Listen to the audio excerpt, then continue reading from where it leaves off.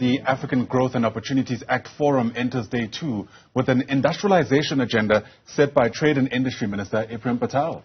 President Cyril Ramaphosa is expected to address the gathering hosted by South Africa at the Nasrec Expo Centre in Johannesburg, where delegates from participating African nations as well as the US are deliberating over the trade-focused AGOA Pact. Let's take you there live this morning with our business anchor, Tumisang Ndlovu, who joins us this morning. Tumisang, it's great to see you. Day 2 will see these formal proceedings begin really in earnest, right? This is where, whenever there's a 3-day event, where things really get going.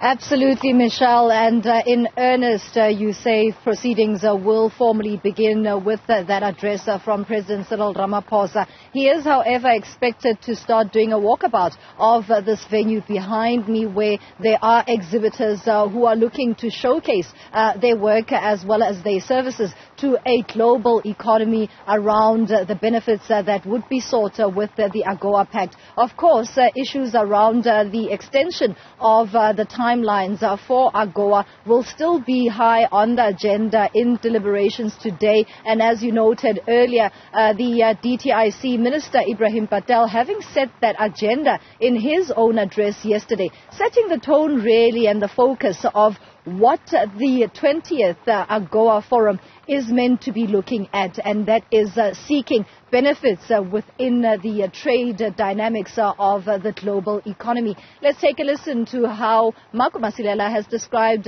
what the African continent as well as South Africa in particular would benefit with the extension of AGOA. Truth be told, every cent counts, and as we know, that over a period of time, any trade that is happening among countries gets to be diversified and it gets to be increased or decreased because you get your buyers and you get your technologies that gets to be involved. As an example, if you look what we used to do to them when it comes to automotive has gone down, and if maybe the guys, for instance, they had to cancel all this, as much as we're saying that every cent count is very important, that should have an impact to our GDP of anything around 0.06%. And the sectors that will be mainly affected, mainly it's going to be your food, your beverages, your transport equipment, and also your fruit and vegetables. But as we said, it's important to have any form of trade with anyone, whether it's the US or the UK. So we all embrace all this, but definitely all has to be done in terms and conditions that suit all the parties.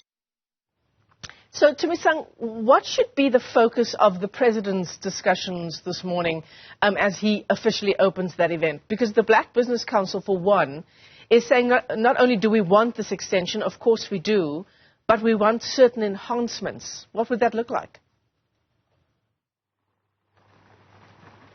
It is, of course, the terms and conditions of that extension that are going to be the nitty-gritty of what's expected from President Cyril Ramaphosa's address. As we've indicated prior with the coverage of the AGOA Forum and sideshows maybe that have taken place with the recent geopolitical tensions, is that clarity is sought as to who really is at the forefront of this pact. South Africa being the leader in the African continent, however, led by the US, and criticism by analysts is that the US should not be using or overextending its powers, playing the role of big brother, but more so one that seeks to benefit all parties, as Masilela alluded to a short while ago.